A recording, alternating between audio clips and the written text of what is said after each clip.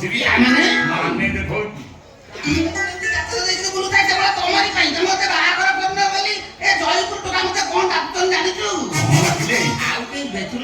ଆଉ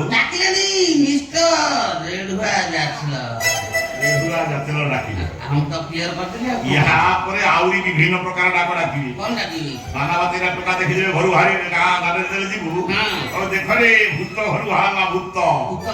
ଆଉ ଟିକେ ବୟସ୍କ ଟୋକା କଣ କହିବେ କହିଲୁ ଦେଖରେ ବାବନା ଭୂତ ଘରୁ ବାହାରିଲା ମତେ କହିବେ ଏଇ ଯୋଉ ବୁଢାବୁଢୀ ପିଣ୍ଡାରେ କହିଥିବେ ତଳକୁ ଆସିପାରେ ଏ ବଢିଆ କହିବେ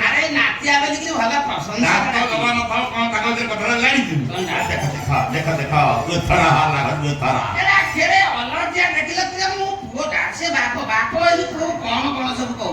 ଆହୁରି କେତେ କେତେ ପ୍ରକାର ଡାକିବେ ସେଟା ମୁଁ ପାଟିରେ ଧରି ପାରୁନି ହେଲା ତେଣୁ ବାପ ଇଚ୍ଛାରେ ସତର୍କ করে ଦେଲି ପୁତ୍ର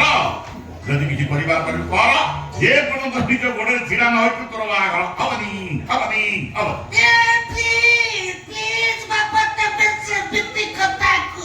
ଆରେ ଦେହଲା ପିସି ମାରେ ତୁରନ୍ତ ମୋ ବାହାଘର କର ନହେଲେ ମୁଁ ତ ତାକୁ ଗତି କଲିନି ଆମ ଗାଁରେ ମୁଁ ମଞ୍ଜି ହେଇକି ରହିଛି